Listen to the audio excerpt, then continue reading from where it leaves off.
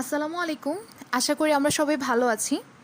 তো this is our 7th lecture actually, and আমরা এর আগে লাস্ট ছয়টা লেকচারে ডিস্ট্রিবিউটেড কম্পিউটিং সিস্টেমের কিছু মডেলস নিয়ে পড়াশোনা করেছিলাম, এবং সেই মডেলগুলো কী কী আমরা mini computer model, workstation server model, processor pool model and hybrid model, এই 5টা মডেল নিয়ে পড়াশোনা করেছিলাম, এবং প্রত্যেকটা মডেলের সাথে আরেকটা মডেলের কম্প্যারিজনও দেখেছিলাম যে কোনটার চেয়ে কোনটা কেন ভালো এবং কোন সিনারিওতে কোনটা ইউজ করা সবচেয়ে ভালো।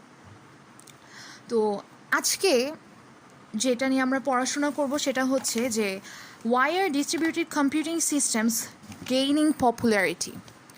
ডিস্ট্রিবিউটেড কম্পিউটিং সিস্টেম কেন এত পপুলার হচ্ছে দিনকে দিন। তো অনেকগুলো ফ্যাক্টস আছে, যেমন ডিস্ট্রিবিউটেড সিস্টেম অ্যাকচুয়ালি ইমপ্লিমেন্ট করা কিন্তু কঠিন। আমাদের অনেক ধরনের কমপ্লেক্সিটি আছে, যেমন এরকম আপনি ইনফরমেশন পাস করছেন ডিস্ট্রিবিউটেড সিস্টেমে, তো সেই ইনফরমেশন পাসিংয়ের সময় কোথাও এরর হতে পারে বা মেসেজটা ট্রান্সমিট না হতে পারে। তো মেসেজ ট্রান্সমিশনের এই রিলায়েবিলিটিটা কিন্তু কমপ্লিটলি আপনার নেটওয়ার্কের উপর ডিপেন্ড করছে। তো এত কিছু কমপ্লেক্সিটি থাকা, ইমপ্লিমেন্ট করা কমপ্লেক্সিটি আছে, তারপর আপনার সফটওয়্যার, তার জন্য স্পেশাল সফটওয়্যার লাগে, এই সব কিছু থাকা সত্ত্বেও কেন ডিস্ট্রিবিউটেড কম্পিউটিং সিস্টেম অ্যাকচুয়ালি দিনকে দিন পপুলার হচ্ছে। তো সেই রিজনগুলো আজকে আমরা দেখব। তার মধ্যে আমাদের ফার্স্ট রিজন যেটা হচ্ছে যে ইনহারেন্টলি ডিস্ট্রিবিউটেড অ্যাপ্লিকেশনসের জন্য আমরা ডিস্ট্রিবিউটেড কম্পিউটিং সিস্টেম ব্যবহার করি। কথাটার মানে কি, কিছু ডিস্ট্রিবিউটেড সিস্টেম আছে যেগুলো অ্যাকচুয়ালি প্রাকৃতিকভাবে নিজেরাই ডিস্ট্রিবিউটেড ম্যানারের তৈরি। তো এই সিস্টেমগুলোর জন্য আমাদের ডিস্ট্রিবিউটেড কম্পিউটিং সিস্টেমই লাগে।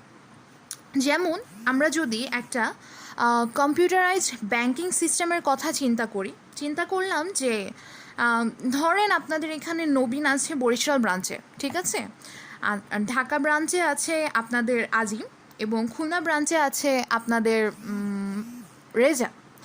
তো এখন নবীন হচ্ছে বরিশাল ব্রাঞ্চ থেকে কিছু মানি ডিপোজিট করবে, এবং একই মোমেন্টে আজিম এবং রেজা ঢাকা আর খুলনা ব্রাঞ্চ থেকে সেই টাকাটা উইথড্র করবে। তো আমাদের কি লাগবে যে যখনই নবীন বরিশাল ব্রাঞ্চ থেকে মানিটা ডিপোজিট করছে, সাথে সাথে কিন্তু এই ব্রাঞ্চগুলোতেও ওর এই অ্যাকাউন্ট ইনফরমেশনটা আপডেট হওয়া লাগবে যে ও কত টাকা ডিপোজিট করলো এবং ওরা কত টাকা উঠাতে পারবে। তো তার জন্য কি সিস্টেমটা বারবার আপডেট করা লাগছে এই ইনফরমেশনটা। তো এই ধরনের সিস্টেম অ্যাকচুয়ালি কি ডিস্ট্রিবিউটেড ম্যানারেরই হয়, যেগুলো কি তার জন্য আমাদের এই ধরনের সিস্টেমের জন্য ডিস্ট্রিবিউটেড অ্যাপ্লিকেশনসগুলোই লাগবে।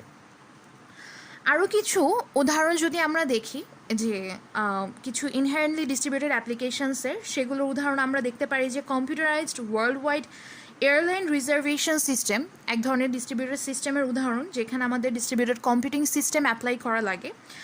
আরেকটা উদাহরণ হচ্ছে factory automation system controlling robots and machines, ঠিক আছে। তো এই ধরনের ক্ষেত্রে যেহেতু এই সিস্টেমগুলো ডিস্ট্রিবিউটেড ম্যানারের হয়, তো আমাদের ডিস্ট্রিবিউটেড কম্পিউটিং সিস্টেমই অ্যাপ্লাই করা লাগবে। তো আমরা আমাদের সেকেন্ড রিজনে যাই যে কেন ডিস্ট্রিবিউটেড সিস্টেম দিনকে দিন এত পপুলার হচ্ছে। আমাদের সেকেন্ড রিজনটা হচ্ছে information sharing among distributed users. তো ধরলাম একটা প্রজেক্টের কাজ চলতেছে, এবং এই প্রজেক্টটা ধরেন এখন আপনাদের এই করোনার প্রজেক্ট, যেখানে আমরা চাচ্ছি যে মানুষজন যে করোনায় ইফেক্টেড হচ্ছে তার একটা প্যাটার্ন বের করতে চাচ্ছি, কোন এইজের মানুষরা বেশি ইফেক্টেড হয় এবং তাদের অ্যাকচুয়ালি প্রতিদিনকার অ্যাক্টিভিটিস কী কী, আমরা সেখান থেকে একটা প্যাটার্ন বের করতে চাচ্ছি যে কোন ধরনের অ্যাক্টিভিটিসের মানুষরা করোনায় বেশি ইফেক্টেড হয়। তো এই প্রজেক্টটা ওয়ার্ল্ড ওয়াইড চলছে, এখানে আমরা সব জায়গা থেকে ইনফরমেশন কালেক্ট করব। যেমন ধরেন একজন ইউজার যে বাংলাদেশে আছে সে বাংলাদেশ থেকে ইনফরমেশন দিবে, একজন ইউজার যে ইন্ডিয়া আছে সেই ইন্ডিয়া থেকে ইনফরমেশন দিবে, যে ইউএসএতে আছে সেই ইউএসএ থেকে তার ইনফরমেশনগুলো দিবে, এবং আরেকজন ধরেন সৌদি আরবিয়াতে আছে সে সেখান থেকে ইনফরমেশনগুলো দিবে। তো আমরা দেখতে পাচ্ছি কি যে অ্যাকচুয়ালি সবাই কিন্তু স্ক্যাটার্ড জিওগ্রাফিক্যালি, কিন্তু তারপরও তারা একই প্রজেক্টের সাথে কানেক্টেড।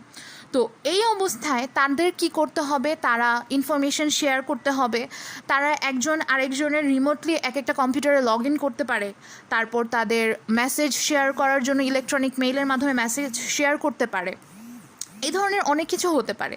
তো এই ইনফরমেশন শেয়ারিংয়ের জন্য আমরা ডিস্ট্রিবিউটেড সিস্টেম অ্যাকচুয়ালি এত পপুলারিটি গেইন করছে দিনকে দিন। আরেকটা ব্যাপার হচ্ছে যে এই যে আমরা ডিস্ট্রিবিউটেডলি এক একজন এক এক জায়গায় জিওগ্রাফিক্যালি স্ক্যাটার্ড অবস্থায় কোঅপারেটিভ ওয়েতে কাজ করছে, এই ব্যাপারটাকে কম্পিউটার সাপোর্টেড কোঅপারেটিভ ওয়ার্কিং বলে অথবা গ্রুপওয়্যার বলে। So this was our third reason. This was our second reason actually. Our third reason is resource sharing. আমরা রিসোর্স শেয়ারিং করার জন্য কি ডিস্ট্রিবিউটেড কম্পিউটিং সিস্টেম ব্যবহার করি, শুধু ইনফরমেশন শেয়ারের জন্য না। তো রিসোর্সগুলোকে বিভিন্ন ধরনের রিসোর্স হতে পারে, লাইক সফটওয়্যার লাইব্রেরিজ, ডাটাবেস, বিভিন্ন ধরনের hardware resources, printer, hard disk, plotters etcetera. তো resource sharing is our third reason, যার কারণে কি আমরা রিসোর্সগুলো শেয়ার করতে পারছি ডিস্ট্রিবিউটেড অপারেটিং সিস্টেমের মাধ্যমে। তো তার জন্য distributed computing system day by day এত পপুলারিটি গেইন করছে। And our fourth reason is better price performance ratio. এটা খুবই একটা ইম্পর্টেন্ট রিজন। তো আমি ডিসক্রাইব করছি। ব্যাপারটা হচ্ছে এরকম, যেহেতু এখন আমরা রিসোর্স শেয়ার করতে পারছি, তারপর আমরা ইনফরমেশন শেয়ার করতে পারছি। তো ধরেন একজনের কাছে প্রিন্টার নাই, একজনের কাছে হার্ড ডিস্ক নাই, এরকম রিসোর্সগুলো নাই, কিন্তু সে কিন্তু ডিস্ট্রিবিউটার সিস্টেমে কানেক্টেড হয়ে অন্য আরেকজনের প্রিন্টার, অন্য আরেকজনের রিসোর্স সে ইউজ করতে পারছে। তো এটাতে কি হচ্ছে যে আমরা যদি একটা সেন্ট্রালাইজ সিস্টেম ব্যবহার করতাম, যেখানে ধরেন অনেকগুলো ইউজার এবং প্রত্যেকেরই নিজস্ব প্রিন্টার থাকা লাগতো, তার চেয়ে অনেক কস্ট এফেক্টিভ এই ব্যাপারটা যে অনেকেরই হয়তো বা প্রিন্টার নাই, কিন্তু তারা একটা ডিস্ট্রিবিউটার সিস্টেমের মাধ্যমে কানেক্টেড এবং তারা এই রিসোর্সগুলো একে অপরের সাথে শেয়ার করছে। এই ব্যাপারটা অনেকটাই কস্ট এফেক্টিভ। তারপর আমাদের যেহেতু মাইক্রোপ্রসেসরের পাওয়ার দিনকে দিন বাড়ছে এবং প্রাইস আস্তে আস্তে কমছে, তো ডিস্ট্রিবিউটার সিস্টেমও আমরা অনেক কস্ট ইফেক্টিভ ওয়েতে এখন অ্যাপ্লাই করতে পারছি। তো এর জন্যও কি আমাদের বেটার যে একটা প্রাইস পারফরমেন্স রেশিও পাচ্ছি, মানে কি আমরা কস্ট ইফেক্টিভ ওয়েতে আমাদের পারফরমেন্স দিনকে দিন বাড়াতে পারছি। এই কারণেও আমরা ডিস্ট্রিবিউটেড কম্পিউটিং সিস্টেম ব্যবহার করি এবং তার জন্যও আমাদের এই সিস্টেমটা এত পপুলারিটি দিনকে দিন বাড়ছে। তো আজকের ক্লাস এই পর্যন্তই। নেক্সট ডে আমরা আরও কিছু রিজন দেখব কেন ডিস্ট্রিবিউটেড কম্পিউটিং সিস্টেম এত পপুলারিটি গেইন করছে। Thank you.